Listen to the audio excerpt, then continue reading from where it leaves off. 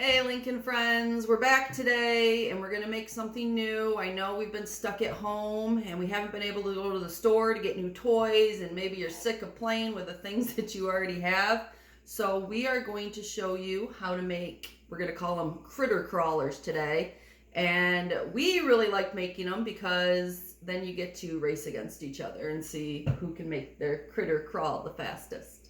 All right, so we've pre-made a few.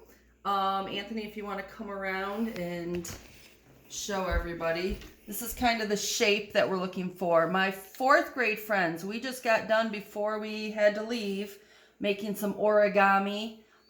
Today we're going to do some more origami folds to create our critter. You're going to need some yarn or string. It doesn't matter what color, doesn't matter what kind, but you are going to need about 8 feet for each critter that you make. We're using just white computer paper, but if you wanted to use like scrapbook paper that already has a design to it, you're going to need either tape or glue. I prefer the tape, but glue works just fine. Some scissors and some markers or crayons or colored pencils, whatever you want to decorate it if you're using computer paper. All right, first you're going to start off with just a plain piece of paper. So Tegan's going to get hers and here's mine.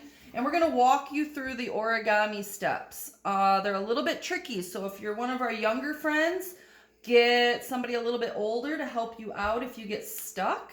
Remember that if we fold too fast, just pause that video and you can slow it down to make it your speed.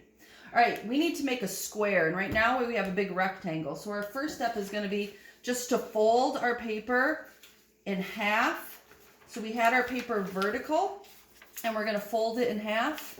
And once I have it lined up, I'm going to run my finger down and then run to the right and to the left to create my crease. So Tegan's already got hers. All right, and then we only want half of this. So once we open it up, we have that line. We can take our scissors, open it up, and in that middle line, we're going to just cut as close to that line as we can, so we're making as straight a line as possible. And we only need one of these, so if you're doing this with someone else, you can share a piece of paper and you can both use a rectangle. Alright, so Tegan's got hers. Now again, this is a rectangle and we want a square. So I'm going to take my corner and I'm going to bring it over to the side so it lines up and it makes a nice point at the bottom. And again, I'm going to hold it and then run that finger and I can go to the right and to the left to make a nice crease. Tegan's got her crease. Now, we don't want this flap, so we're going to take our scissors again and cut that flap right off. And this is extra. We don't need that paper. All right, now I challenged the kids earlier to tell me what kind of triangle this was, and they found out that it was an isosceles triangle because 2 of our sides are equal and one's longer. And the base we want to be longer, so we're going to keep this part down. Oh, actually, first we're going to open it up, and we have one fold. We need to create a second fold. So we have our fold going vertical. Now we need to fold that triangle. Run my finger down, crease and crease. And we want it to line up as close as possible. We don't want it to be offset. All right, so Tegan's got her isosceles triangle.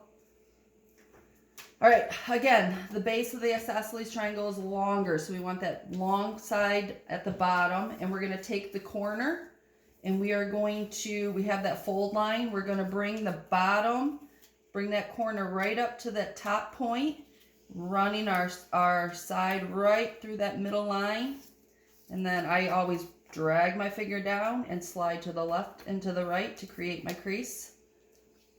And then we're going to do the same thing on the other side. Bring that point up to the top point.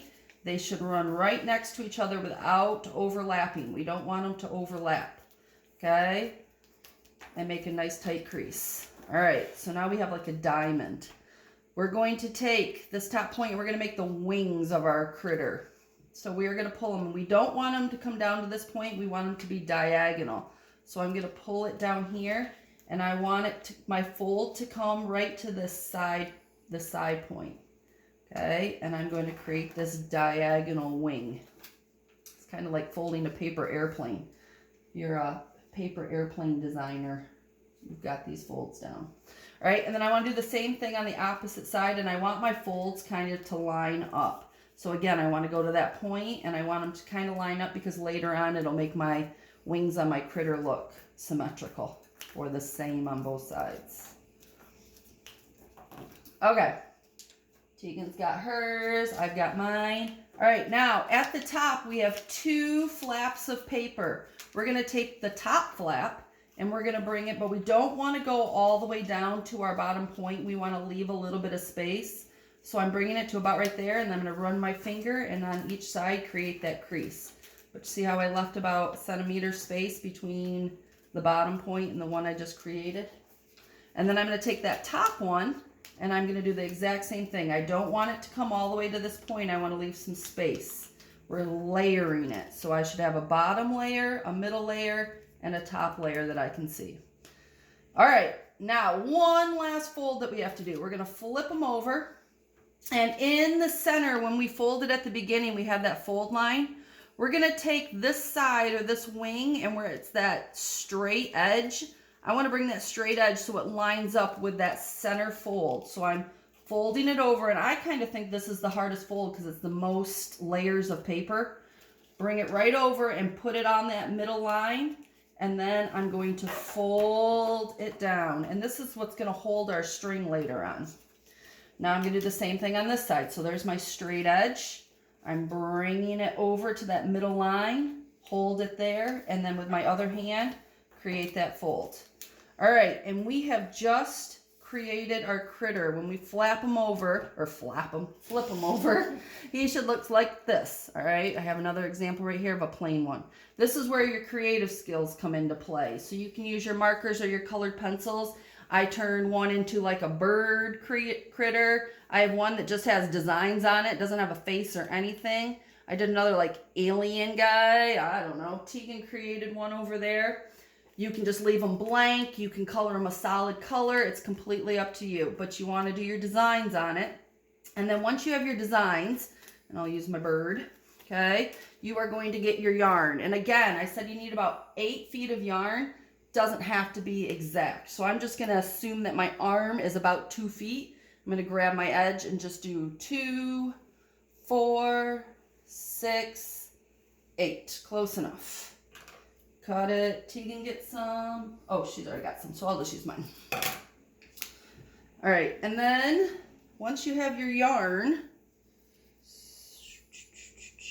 you're going to find the ends and kind of make it even. And then in the center where it loops, you're going to flip your critter guy over again, and that loop is going to go inside your critter. Oops, I don't want to tangle it up. Inside your critter so that one side of the loop goes underneath one wing and one side of the loop goes underneath the other wing. And this is where you can use your glue or your tape. Again, I said tape's easier because once it's on, it's done. The glue, you got to kind of hold and make sure it sticks before you let it go because we don't want our string to come out. So I'm just going to fold it over, get my tape out, and just put a piece of tape right down the center. You don't want to tape your string. You want that string to be able to move in there. Okay, but now that string's stuck. And that is how you create your critter crawler. Now, let's see how it works. All right, so Tegan's got hers and I got mine. And we are going to bring them on over. I like this guy. I'm going to use this guy. And you can hang it from anything. We're just going to remove one of our pictures off the wall. Mom's, dad's, grandma's, grandpa's. You guys decide what you want to use to hang.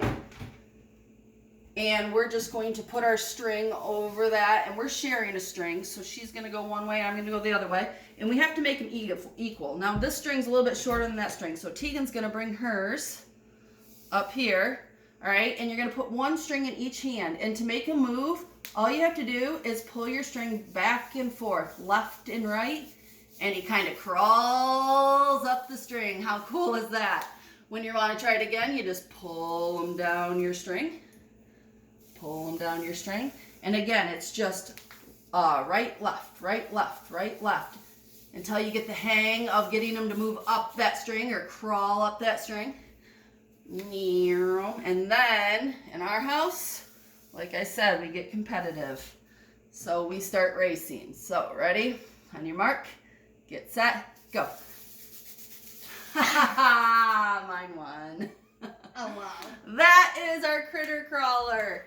Again, if the folds were too fast, pause the video, try it out. Let me know if you get stuck on a step.